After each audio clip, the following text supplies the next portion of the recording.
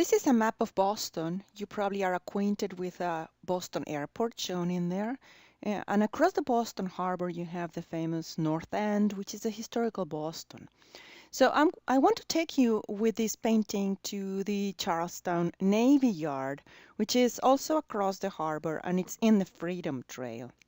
When you see the Navy Yard, it's a historical place also, and it's really a beautiful place to walk around. There's museum, and there's also many different ships. But when I was standing on Pier 4, looking into Pier 3, I had in a summer night a very nice view that I really wanted to capture in a painting.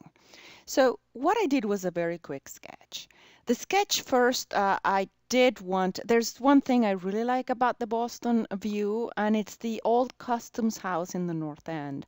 So I actually positioned myself to make sure that in this beautiful view that I saw at night with the reflections on the water and the lit buildings in the early evening, but also the sunset, I wanted to make sure that I could have a view of the old customs house, which is in the north end of Boston across the harbor. But you can see it clearly there, although fainted. So in my sketch, I did pay attention to position the custom house not in the middle, not in the center. And position the buildings, I did take the liberty of decreasing the size of some buildings and making sure that the elements I wanted for the contrast were there. So this sketch is maybe it's a note and sketch, but evidently it's just to position things, making sure that the perspective was correct and that I was having all the elements I wanted. As you see in the future slides, the actual bench that you can see there, I did not do it. I just simplified the image so I could highlight the elements I liked, which was the beautiful sunset, the custom house, and the reflections on the water. So the painting, which I actually started just a sketch plein air, and the painting I did in my studio. It's a 9x12 cotton canvas, and I used golden heavy body acrylics. The colors I used was basically Indian yellow, Alizarin Crimson, Cadmium Red, Ultramarine Blue, Pthalo Blue, and green titanium white. And in the first step for coloring, I actually used a toned canvas. I had a toned canvas with very transparent yellow ochre. Instead of using Indian yellow, I had some yellow ochre already with toned canvases. So I decided to use that one. I thought the blues would be coming through nicer if the background was slightly yellow and not white.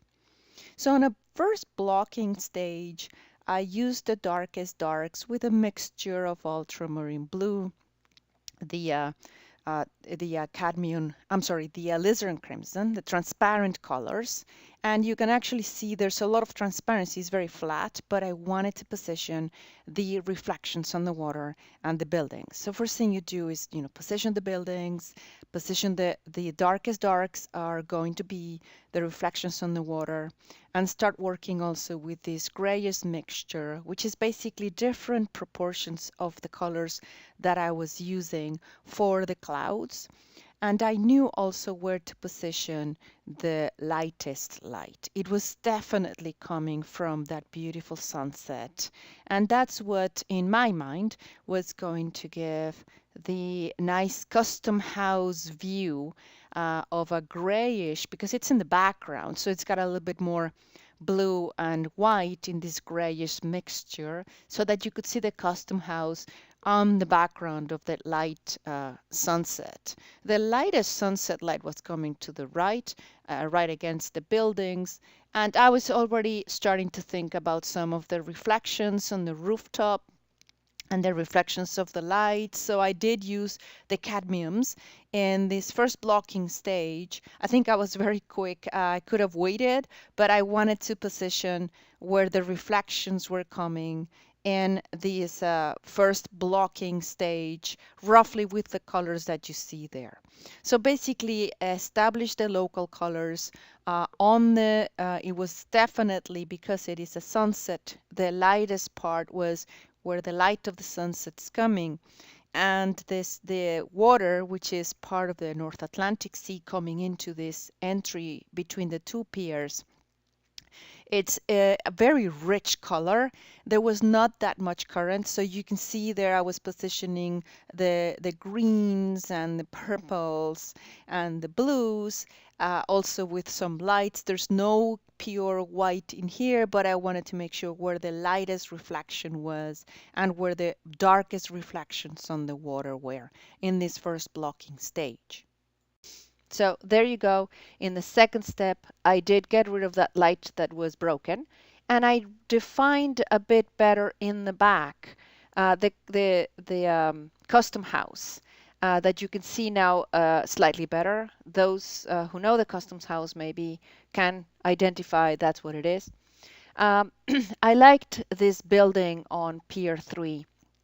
That's I think it's the building that would be my focal point.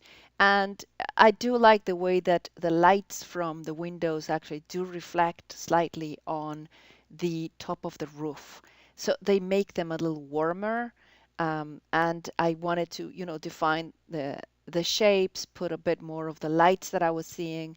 I debated a lot if I should add all of the cars that were parked in front of those buildings, but I decided not to. I wanted to just have a lot of loose edges and not very well defined darks. I did not want to start going on the details of cars in there. There were not that many people in this summer night walking around there. Normally there's a few people walking around. And again, the atmospheric perspective where the back is lighter tones. So you start adding more titanium white in the back.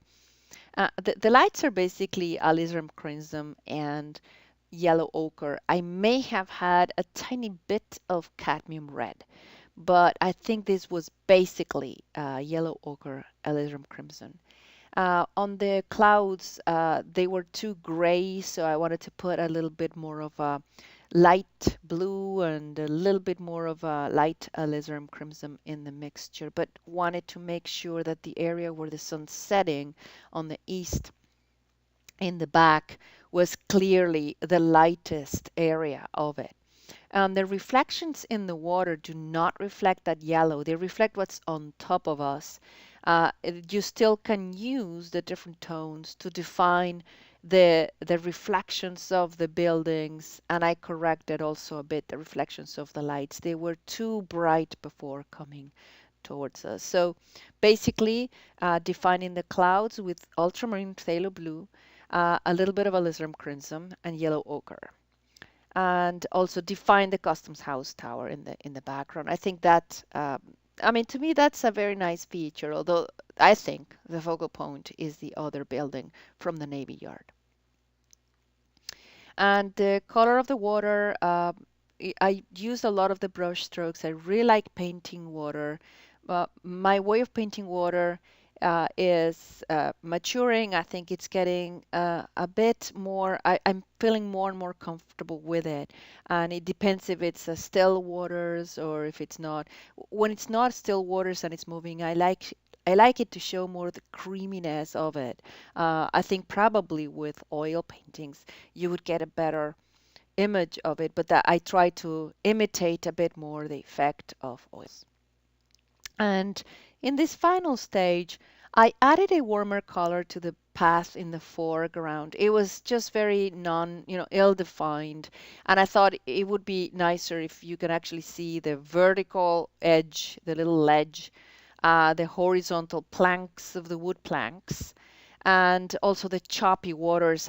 There's a lot of layers in these waters, and it's very tempting to try to paint one single area, but you have to jump around so that you have the different slight toned blues, greenish blues in the water in different areas of the painting and less defined in the back.